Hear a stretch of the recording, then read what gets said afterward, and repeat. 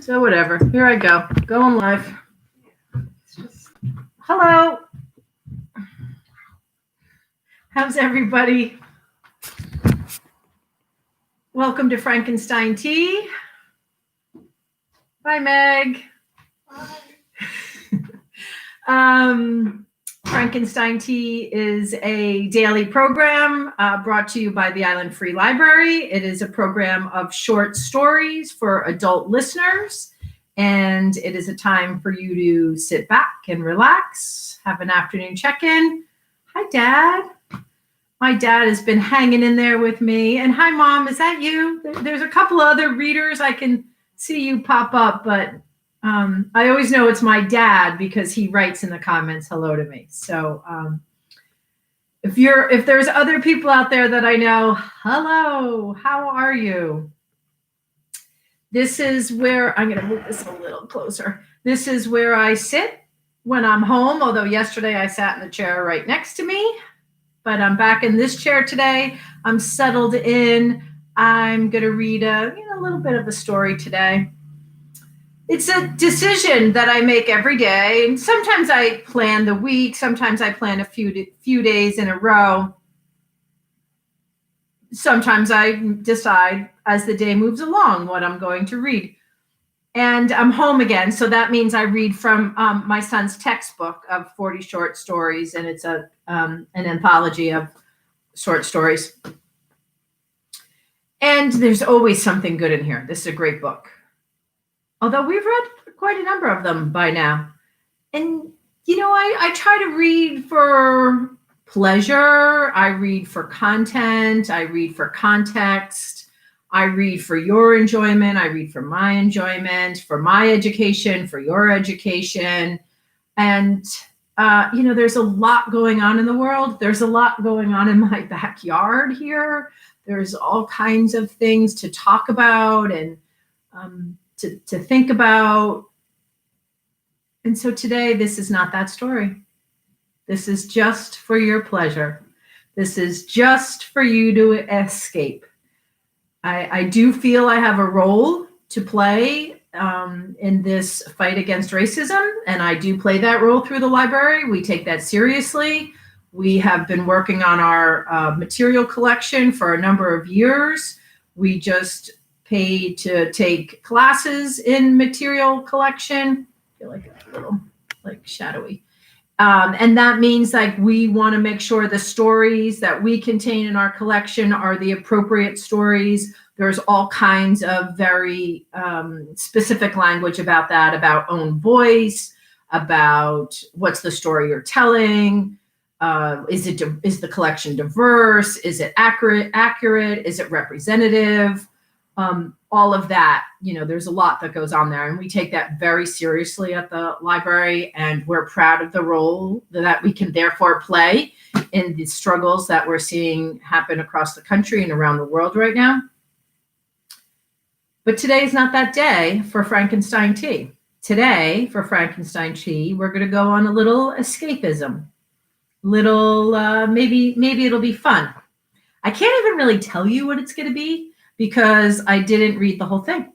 I read most of it. I skipped around a little. I just had to help my roommate. She lost her wallet, so I lost a little time. And so we're going to see. It's going to be a new story for all of us. But I will tell you that I went upstairs and threw on a sweatshirt. I'm always proud of this one. This is my girlfriends from Apocalypso 2. Shout out to Lee and Candy, who have been protesting and have been in the streets in Brooklyn and New York City. And I made myself some tea because it's chilly. It's a little chilly. Poppy, is it chilly in Philadelphia? Is it chilly? Poppy, you have curfew in Philadelphia, huh? Wow. What an awful time we're having.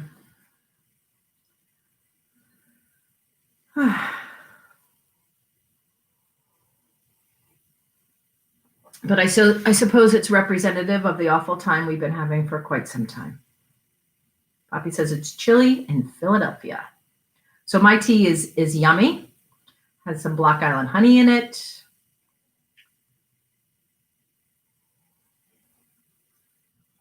Frankenstein Tea is an everyday program. I'm here every day reading a short story. As I just sort of told you, it varies what we read and what we look at. I consider it a reader's advisory program or a short story book club. It depends on my mood when I consider it. It's been great fun for me. I love short stories. This is how it started. I wanted to read something and I thought about Frankenstein, which is why we named it Frankenstein Tea. And I have to tell you, I still think about Frankenstein. I think, and Papa, you can answer this, and anybody else on who has access to chat, or if you want to do comments on the Facebook page, I read those as well. I'm curious about Frankenstein, maybe as a summer read. Maybe we'll read bits and pieces of Frankenstein, because I can see myself running out of time to pre-read stories and to keep on a schedule. Maybe we just read Frankenstein this summer. I don't know. It might be fun. But that's how the name came about. Frankenstein is a permissible read within copyright laws. It is older than 100 years old and therefore in the public domain. We started this program in winter. I thought it would be nice for people to come together and have tea together. There was this sense of, sitting down with this monster of a disease, this monster of a virus during this monster of a time, having some tea, taking a time out together, and maybe then it's not as bad as it all seems. And of course it is. And of course it's terribly tragic. But for many of us, we have to come to terms with that and in whatever way we all do. And for me, part of it was to read to my family every day and to be accessible to my patrons every day here, for them to be able to see me and connect with me and the library, whether I was in the library or here at home. Here I am on Block Island, live, sun is shining, wind is picking up. I have lilacs on my table. They smell delicious. I do think about that in spring. I think about how I think all gardens should be about aromatherapy, that really gardens for scent are where it's at. I get they're beautiful too, but scent, ooh, so lovely. So nice to work in those gardens where there's scent. Okay, here we are. Frankenstein Tea, reading from 40 short stories, compiled by Beverly Lawn. What did we say about this book? It's Macmillan Learning. I'm reading a story. I realize this book is now that we've worked in this book for quite some time. This book is in chronological order. So this is the last story in this book. It was written in 2007. It was written by a woman named Karen Russell. She was born in 1981. This short story is called Vampires in the Lemon Grove.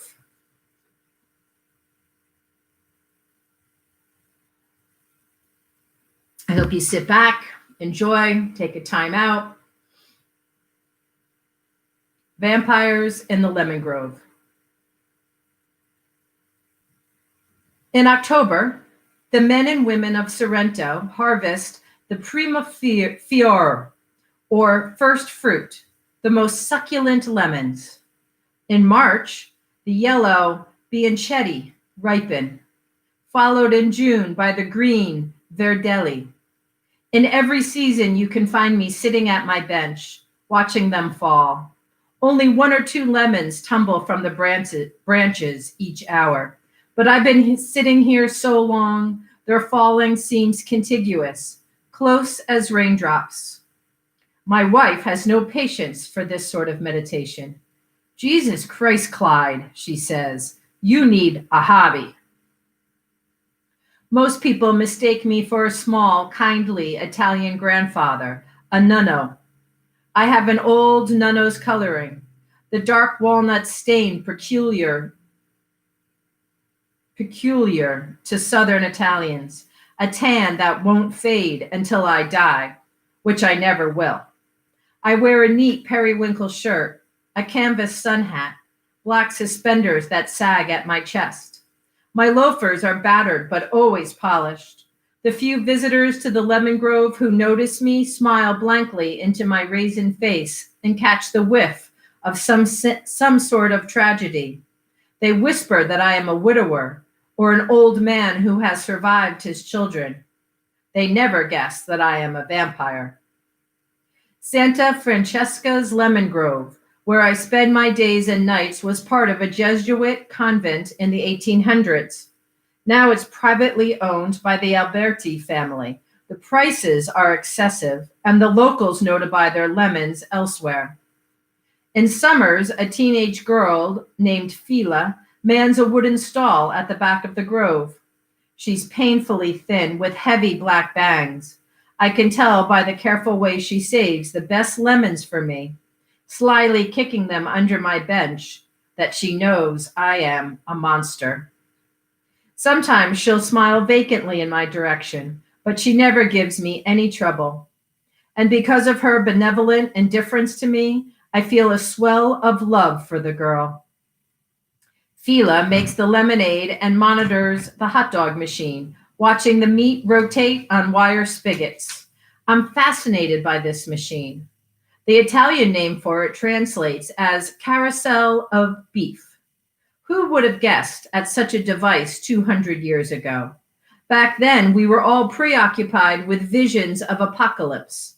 Santa Francesca, the foundress of this very grove, gouged out her eyes while dictating premonitions of fire. What a shame, I often think, that she foresaw only the end times, never hot dogs.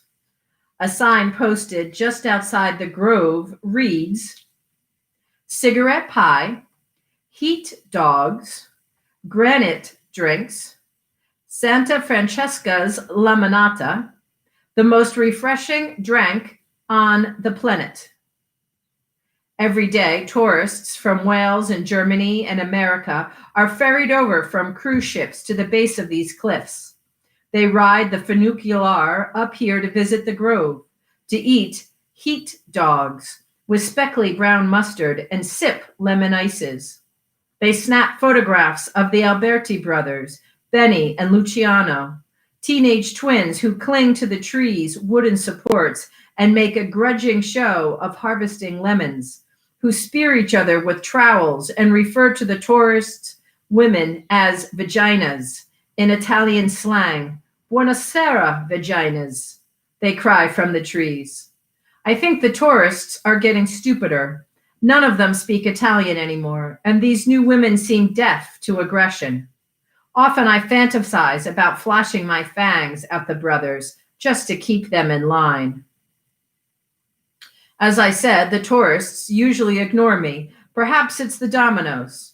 A few years back, I bought a battered red set from Benny, a prop piece, and this makes me invisible, sufficiently banal to be hidden in plain sight. I have no real interest in the game. I mostly stack the pieces into little houses and corrals.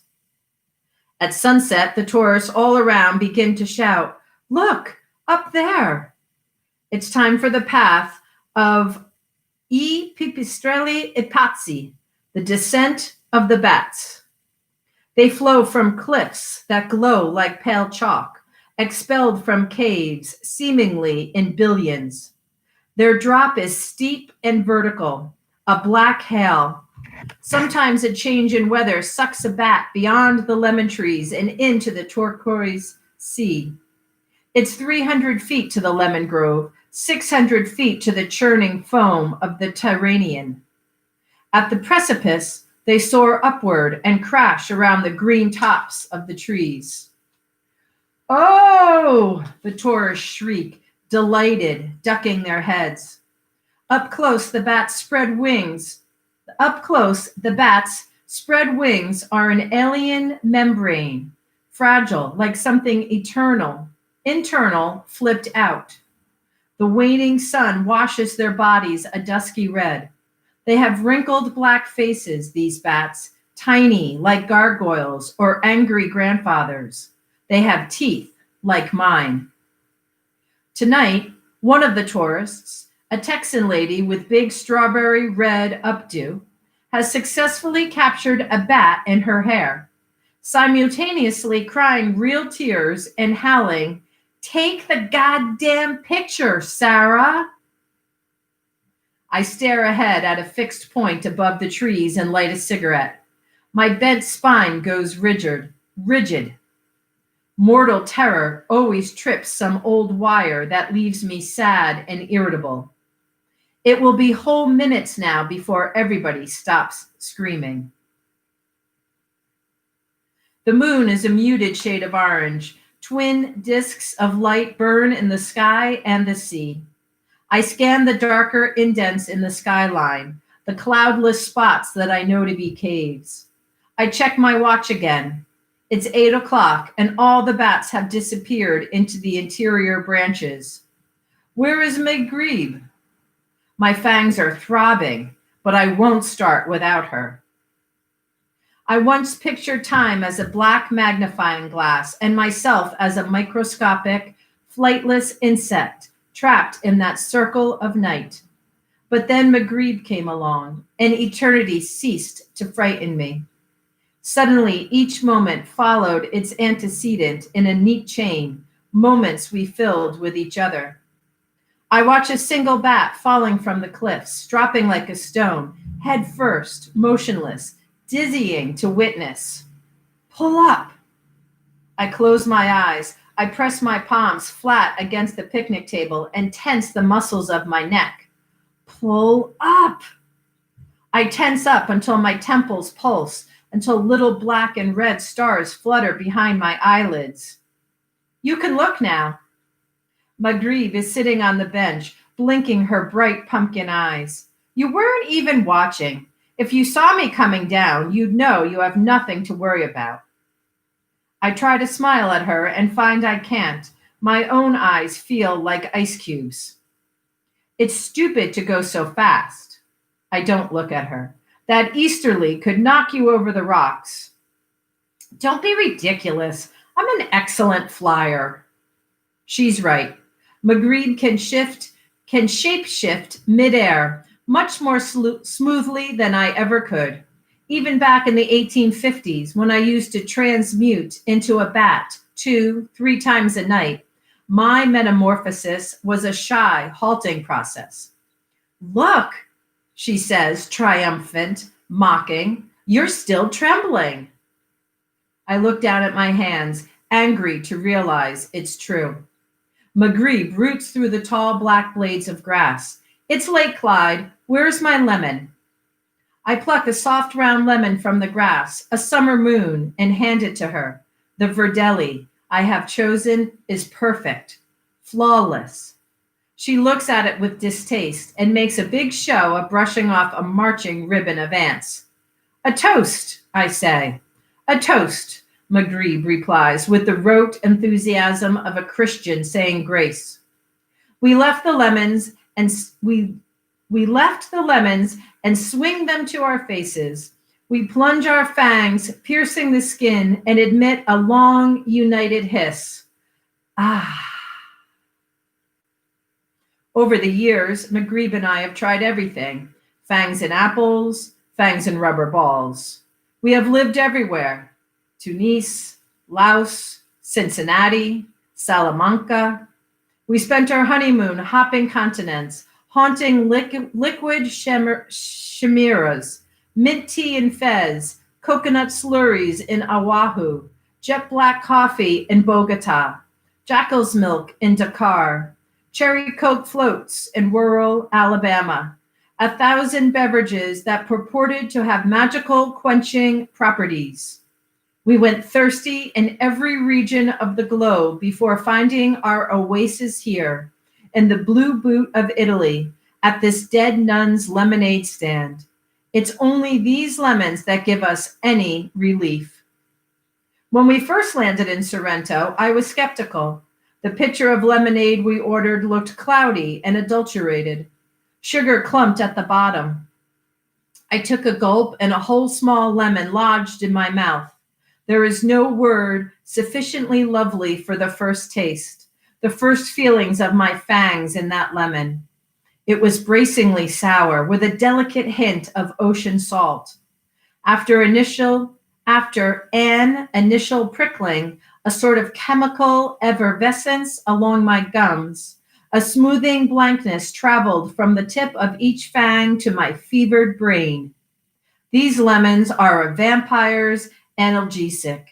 If you have been thirsty for a long time, if you have been suffering, then the absence of these two feelings, however brief, becomes a kind of heaven. I breathed deeply through my nostrils. My throbbing fangs were still. By daybreak, the numbness had begun to wear off. The lemons relieve our thirst without ending it. Like a drink we can hold in our mouths but never swallow. Eventually, the original hunger returns. I have tried to be very good, very correct, and conscientious about not confusing this original hunger with the thing I feel for Maghrib. I can't joke about my early years on the blood, can't even think about them without guilt and acidic embarrassment. Unlike Maghrib, who has never had a sip of the stuff, I listened to the village gossips and believed every rumor, internalized every report of corrupted bodies and boiled blood. Vampires were the favorite undead of the Enlightenment, and as a young boy, I aped the diction and mannerisms I read about in books. Vlad the Impaler, Count Heinrich the Despoiler, Ghost, blood-sucking bride of Corinth. I eavesdropped on the terrified prayers of an old woman in a cemetery, begging God to protect her from me. I felt a dislocation then, a spreading numbness as if I were invisible or already dead. After that, I did only what the stories suggested, beginning with that old woman's blood. I slept in coffins and black cedar boxes and woke every night with a fierce headache. I was famished, perennially dizzy. I had unspeakable dreams about the sun. In practice, I was no suave viscount, just a teenager in a red velvet cape, awkward and voracious. I wanted to touch the edges of my life, the same instinct, I think, that inspires young mortals to flip tractors and enlist in foreign wars. One night I skulked into a late mass with some vague plan to defeat eternity. At the back of the nave, I tossed my mousy curls, rolled my eyes heavenward, and then plunged my entire arm into the bronze pail of holy water. Death would be painful, probably, but I didn't care about pain. I wanted to overturn my sentence. It was working. I could feel the burn beginning to spread. Actually, it was more like an itch, but I was sure the burning would start any second. I slid into a pew, snug in my misery, and waited for my body to turn to ash. By sunrise, I developed a rash between my eyebrows, a little late flowering acne, but was otherwise fine, and I understood I truly was immortal. At that moment, I yielded all discrimination. I bit anyone kind or slow enough to let me get close. Men, women, even some older boys and girls. The littlest children I left alone, very proud at the time of this one scruple. I read stories about Hungarian vampires who drank the blood of orphan girls and mentioned this to Maghrib early on, hoping to impress her with my decency. Not children, she wept. She wept for a day and a half. Our first date was in Cementerio de Cologne, if I can call a chance meeting between headstones a date. I had been stalking her, following her swishing hips as she took a shortcut through the cemetery grass. She wore her hair in a low, snaky braid that was coming unraveled. When I was near enough to touch her trailing ribbon, she whipped around. "Are you following me?" she asked, annoyed, not scared. She regarded my face with the contempt of a woman confronting the town drunk. "Oh," she said, "your teeth." And then she grinned. Maghrib was the first and only other vampire I'd ever met. We bared our fangs over a tombstone and recognized each other. There is a loneliness that must be particular to monsters, I think, the feeling that each is the only child of a species. And now that loneliness was over. Our first date lasted all night. Maghrib's talk seemed to lunge forward like a train without a conductor. I suspect even she didn't know what she was saying. I certainly wasn't paying attention, staring dopily at her fangs, and then I heard her ask, "So, when did you figure out that the blood does nothing?" At the time of this conversation, I was edging on 130. I had never gone a day since early childhood without drinking several pints of blood. The blood does nothing? My forehead burned and burned. "Didn't you think it suspicious that you had a heartbeat?" she asked me. "That you had a reflection in water?" When I didn't answer, Maghrib went on. "Every time I saw my own face in a mirror, I knew I wasn't one of those ridiculous things, a bloodsucker, a sanguina. You know."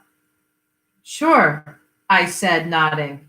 For me, mirrors had the opposite effect. I saw a mouth ringed in black blood. I saw the pale sun of the villagers' fears. Those initial days with Maghrib nearly undid me. At first, my euphoria was sharp and blinding, all my thoughts spooling into a single blue thread of relief. The blood does nothing? I don't have to drink the blood? But when that subsided, I found I had nothing left. If we didn't have to drink the blood, then what on earth were these fangs for? Sometimes I think she preferred me then. I was like her own child, raw and amazed. We smashed my coffin with an axe and spent the night at a hotel. I lay there wide-eyed in the big bed, my heart thudding like a fishtail against the floor of a boat. "You're really sure," I whispered to her. "I don't have to sleep in a coffin. I don't have to sleep through the day." She had already drifted off. A few months later, she suggested a picnic. "But the sun!" Maghrib shook her head. "You poor thing, believing all that garbage." By this time, we found a dirt cellar in which to live in Western Australia, where the sun burned through the clouds like dining lace. The sun ate lakes, rising out of dead volcanoes at dawn, triple the size of a harvest moon and skull white, a grass scorcher. Go ahead, try to walk into that sun when you've been told your bones are tinder. I stared at the warped planks of the trapdoor above us, the copper ladder that led rung by rung to the bright world beyond. Time fell away from me, and I was a child again, afraid.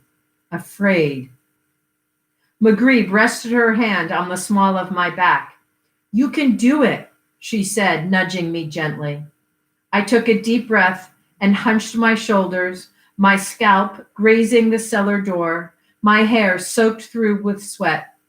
I focused my thoughts to still the tremors, lest my fangs slice the inside of my mouth, and turned my face away from Maghrib. "Go on." I pushed up and felt the wood give way. Light exploded through the cellar. My pupils shrank to dots. Outside, the whole world was on fire.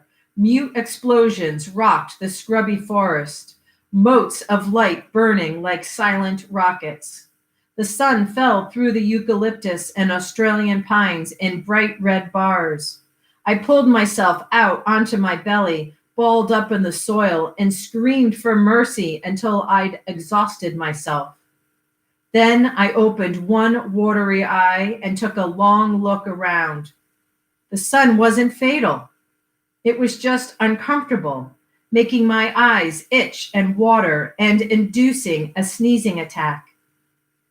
After that, and for the whole of our next 30 years together, I watched the auroral colors and waited to feel anything but terror. Fingers of light spread across the gray sea toward me, and I couldn't see these beautiful colors as beautiful. The sky I lived under was a hideous, lethal mix of orange and pink, a physical deformity. By the 1950s, we were living in a Cincinnati suburb, and as day's first light hit the kitchen windows, I'd press my face against the linoleum and gibber my terror into the cracks. So, McGreeb would say, I can tell you're not a morning person. Then she'd sit on the porch swing and rock with me, patting my hand. What's wrong, Clyde? I shook my head. This was a new sadness, difficult to express. My bloodlust was undiminished, but now the blood wouldn't fix it. It never fixed it, McGreeb reminded me, and I wished she would please stop talking. That cluster of years was a very confusing period. Mostly I felt grateful, above ground feelings. I was in love. For a vampire, my life was very normal. Instead of stalking prostitutes, I went on long bicycle rides with McGreeb. We visited botanical gardens and rode in boats.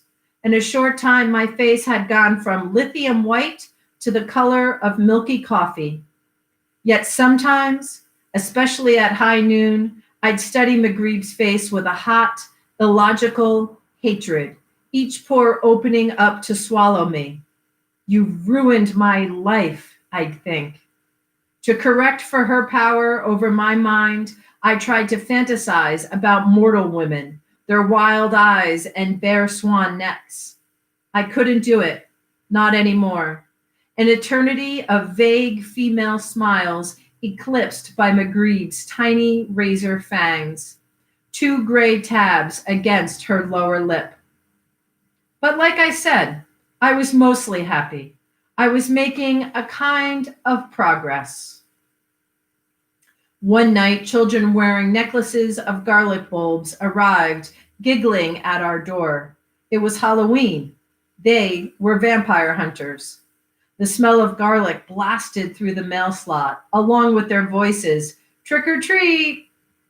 In the old days, I would have cowered from these children. I would have run downstairs to barricade myself in my coffin. But that night, I pulled on an undershirt and opened the door. I stood in a square of green light in my boxer shorts, hefting a bag of Tootsie Roll Pops, a small victory over the old fear. Mister, you okay?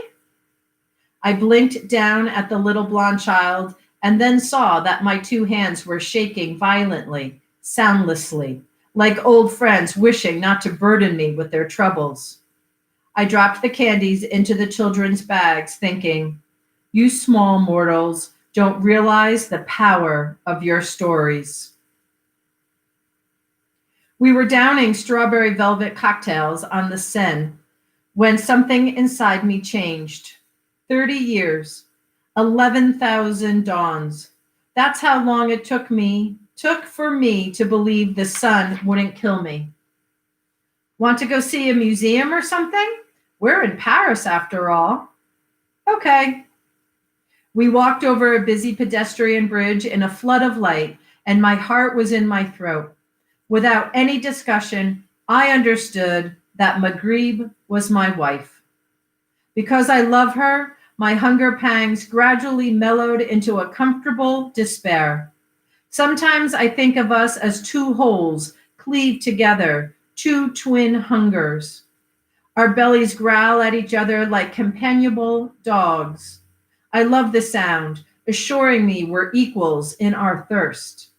We bump our fangs, and I feel like we're coming up against the same hard truth. Human marriages amuse me. The brevity of the commitment and all the ceremony that surrounds it. The calla lilies, the veiled mother-in-laws like lilac spiders, the tears and earnest toasts. Till death do us part. Easy. These mortal couples need only keep each other in sight for 60, 50, 60 years. Often I wonder to what extent a mortal's love grows from the bedrock of his or her foreknowledge of death, love coiling like a green stem out of that blankness in a way I'll never quite understand. And lately, I've been having a terrible thought. Our love affair will end before the world does. One day, without any preamble, Magritte flew up to the caves. She called over her furry, muscled shoulder that she just wanted to sleep for a while. What? Wait, what's wrong? I caught her mid-shift, halfway between a wife and a bat. Don't be so sensitive, Clyde. I'm just tired of this century, so very tired. Maybe it's the heat. I think I need a little rest. I assumed this was an experiment, like my cape, an old habit to which she was returning, and from the clumsy, ambivalent way she crashed around on the wind, I understood I was supposed to follow her. Well, too bad. Maghrib likes to say she freed me, disabused me of the old stories, but I gave up more than I intended. I can't shudder myself out of this old man's body. I can't fly anymore. Fila and I are alone. I press my dry lips together and shove dominoes around the table. They buckle like the cars of a tiny train. More lemonade, Nano? She smiles. She leans from her waist and bodily and boldly touches my right fang, a thin string of hanging drool. Looks like you're thirsty. Please, I gesture at the bench. Have a seat. Fila is 17 now and has known about me for some time. She's toying with the idea of telling her boss, weighing the sentence within her like a bullet in a gun. There is a vampire in our grove. You don't believe me, Signor Alberti? She'll say before taking him by the wrist and leading him to this bench, and I'll choose that moment to rise up and bite him in his hog-thick neck, right through his stupid tie, she says with a grin. But this is just idle fantasy, she assures me. Fila is content to let me alone. You remind me of mine, Nono, she says approvingly. You look very Italian. In fact, she wants to help me hide here. It gives her a warm feeling to do so, like helping her own fierce Nono do up all the small buttons of his trousers, now too intricate a maneuver for his palsied hands. She worries about me too, and she should. Lately, I've gotten sloppy, incontinent about my secrets. I've stopped polishing my shoes. I let the tip of one fang hang over my pink lip. You must be more careful, she reprimands. There are tourists everywhere. I study her neck as she says this, her head rolling with the natural expressiveness of a girl. She checks to see if I am watching her collarbone, and I let her see that I am. I feel like a threat again. Last night I went on a rampage. I'm on my seventh lemon I found with a sort of drowsy despair that I couldn't stop. I crawled around on all fours, looking for the last bianchetti in the dewy grass, soft with rot, mildewed, sun-shriveled, blackened. Lemon skin bulging with tiny cellophane green worms. Dirt smells, rain smells, all swirled through with the tart sting of decay. In the morning, Maghrib steps around the wreckage and doesn't say a word. I came up with a new name, I say, hoping to distract her. Brandolino. What do you think? I have spent the last several years trying to choose an Italian name, and every day that I remain Clyde feels like a defeat. Our names are relics of the places we've been. Clyde is a souvenir from the California gold rush. I was callow and blood-crazed back then, and I saw my echo in the freckly youths panning along the Sacramento River. I used the name as a kind of bait. It sounded innocuous, like someone a boy might get a malt beer with or follow into the woods. Maghreb chose her name in the Atlas Mountains for its etymology. The root word gurub, which means to set or to be hidden. That's what we're looking for, she tells me. The setting place, some final answer. She won't change her name until we find it. She takes a lemon from her mouth, slides it down the length of her fangs, and places its shriveled core on the picnic table.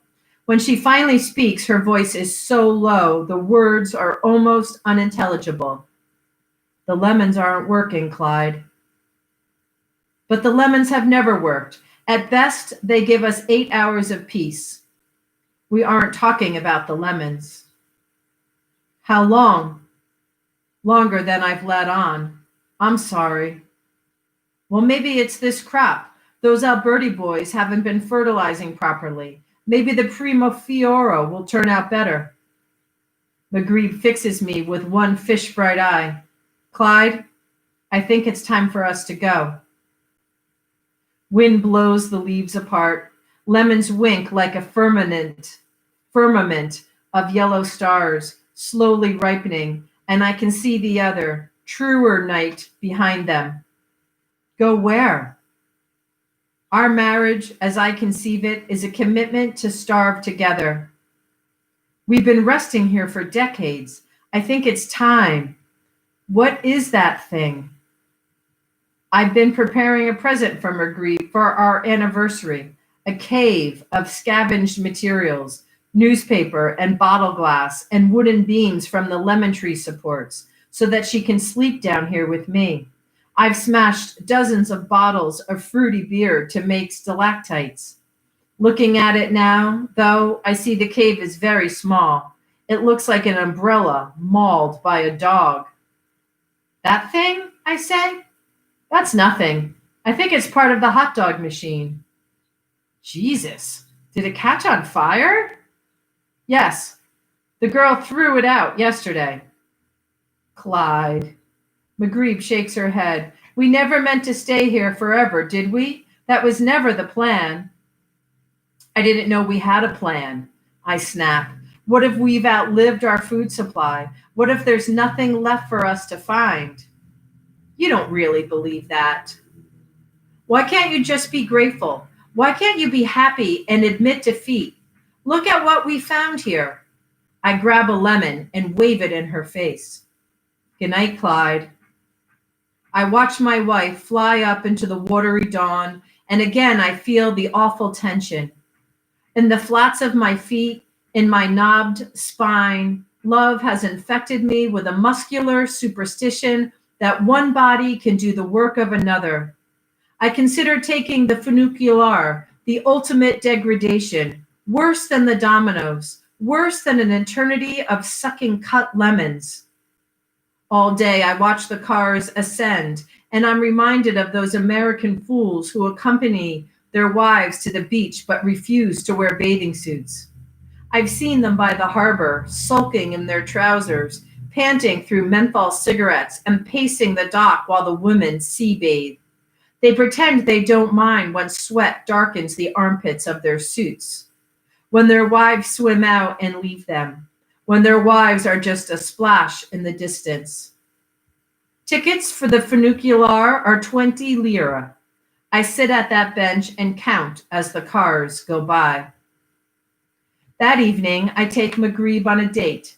I haven't left the lemon grove in upwards of 2 years, and blood roars in my ears as I stand and clutch at her like an old man. We're going to the Thursday night show, an antique theater in a castle in the center of town. I want her to see that I'm happy to travel with her, so long as our destination is within walking distance. A teenage usher in a vintage red jacket with puffed sleeves escorts us to our seats, his biceps manacled in clouds, threads loosening from the badge on his chest. I am jealous of the name there. Guglielmo.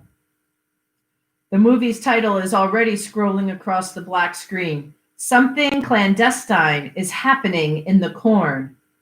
Maghrib snorts. That's a pretty lousy name for a horror movie. It sounds like a student film. Here's your ticket, I say. I didn't make the title up. It's a vampire movie set in the Dust Bowl. Maghrib accepts a comedy, but the Dracula actor fills me with the sadness of an old photo album. And Oki has unwittingly fallen in love with the monster, whom she's mistaken for a rich European creditor eager to pay off the mortgage on her family's farm. That Oki, says Maghrib, is an idiot. I turn my head miserably, and there's Fila, sitting 2 rows in front of us with a greasy young man, Benny Alberti. Her white neck is bent to the left, Benny's lips affixed to it as she impassively sips a soda. Poor thing, Maghrib whispers, indicating the pigtailed actress. She thinks he's going to save her. Dracula shows his fangs, and the Oki flees through a cornfield. Cornstalks smack her face. Help, she screams to a sky full of crows. He's not actually from Europe. There is no music, only the girl's breath and the fwop, fwop, fwop of the off-screen fan blades. Dracula's mouth hangs wide as a sewer grate. His cape is curiously still. The movie picture is frozen. The fwopping is emanating from the projection booth. It rises to a grinding roar, followed by lyrical Italian cussing and silence, and finally a title sigh.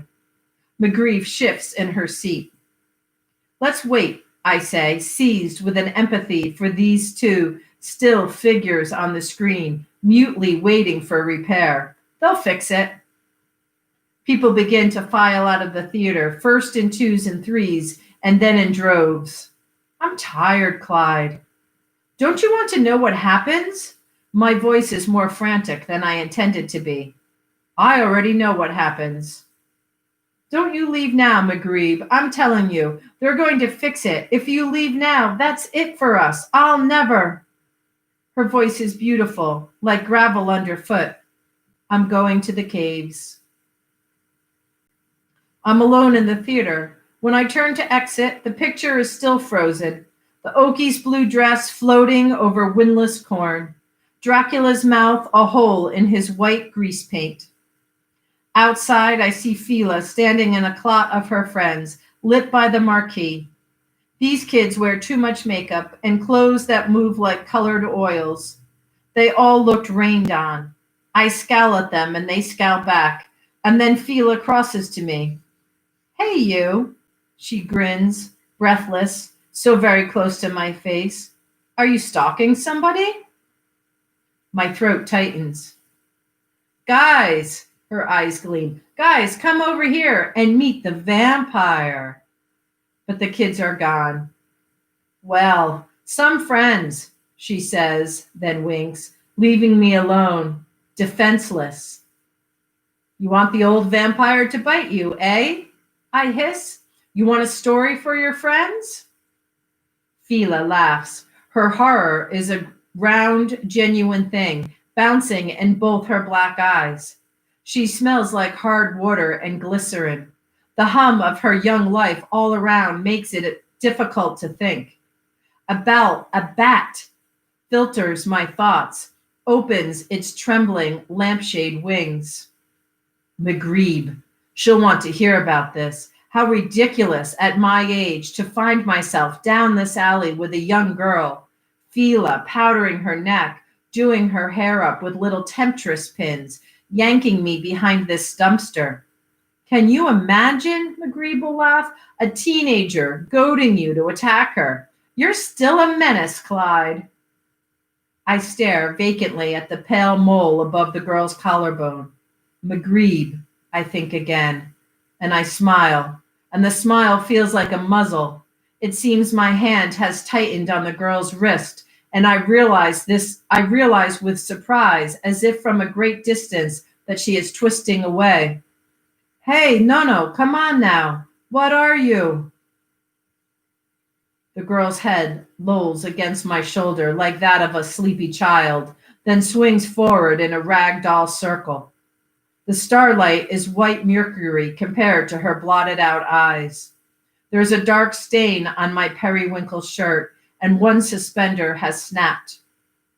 I sit Fila's body against the alley wall, watch it dim and stiffen. Spidery graffiti weaves over the brick behind her, and I scan for some answer contained there. Giovanna and Fabiano, vaffanculo, via inculo. A scabby furred creature, our only witness, arches its orange back against the dumpster. If not for the lock, I would ease the girl inside. I would climb in with her and let the red stench fill my nostrils, let the flies crawl into the red corners of my eyes. I am a monster again. I ransack Via's pockets and find the key to the funicular office, careful not to look at her face. Then I'm walking, running for the lemon grove. I jimmy my way into the control room and turn the silver key, relieved to hear the engine roar to life. Locked, locked. Every car is locked. But then I find one with a thick tape in X's over a busted door. I dash after it and pull myself onto the cushion quickly because the cars are already moving. The box jounces and trembles. The chain pulls me into the heavens, link by link. My lips are soon chapped. I stare through the crack in the glass window. The box swings wildly in the wind. The sky is a deep blue vacuum. I can still smell the girl in the folds of my clothes. The cave system is vaster than I expected, and with the grandfather faces tucked away, the bats are anonymous as stones. I walk beneath a chandelier of furry bodies, heartbeats wrapped in wings the color of rose petals or corn silk. Breath ripples through each of them, a tiny life in its translucent envelope. Maghrib? Is she up here? Has she left me? I will never find another vampire. I double back to the moonlit entrance, the funicular cars. When I find Maghrib, I'll beg her to tell me what she dreams up here. I'll tell her my waking dreams in the lemon grove, the mortal men and women floating serenely by in balloons, freighted with the ballast of their deaths. Millions of balloons ride over a wide ocean, lives darkening the sky. Death is a dense powder cinched inside tiny sandbags, and in the dream I am given to understand that instead of a sandbag, I have Maghrib. I make the bat's descent in a cable car, with no wings to spread, knocked around by the wind with a force that feels personal. I struggle to hold the door shut and look for the green speck of our grove. The box is plunging now, far too quickly. It swings wide, and the surface of the mountain fills the left window. The tufa shines like water, like a black, heat-bubbled river. For a disorienting moment, I expect the rock to seep through the glass. Each swing takes me higher than the last, a grinding pendulum that approaches a full revolution around the cable. I'm on my hands and knees on the car floor, seasick in the high air, pressing my face against the floor grate. I can see stars or boats burning there, and also a ribbon of white, a widening fissure. Air gushes through the cracks in the glass box. What does Maghrib see, if she can see? Is she waking from a nightmare to watch the line snap, the glass box plummet? From her inverted vantage, dangling from the roof of the cave, does the car seem to be sucked upward, rushing not toward the sea, but to another sort of sky, to a black mouth open and foaming with stars? I like to picture my wife like this. Maghrib shuts her thin eyelids tighter. She digs her claws into the rock. Little clouds of dust rise around her toes as she swings upside down. She feels something growing inside her, unstoppable as a dreadful suspicion. It is solid, this new thing. It is the opposite of hunger. She's emerging from a dream of distant thunder, rumbling and loose. Something has happened tonight that she thought impossible. In the morning, she will want to tell me about it.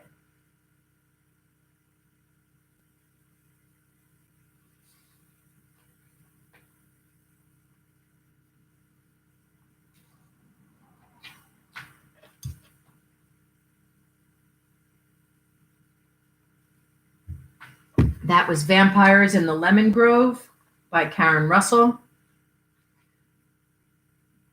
from 2007.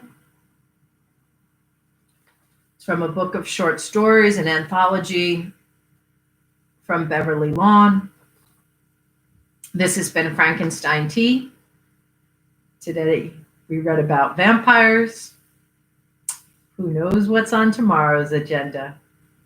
Hope you come back to find out. I'm here every day at 3 o'clock. Take care of yourselves this afternoon. Have a good evening. Eat something healthy. Get some good sleep. And I'll see you tomorrow. Thanks for coming.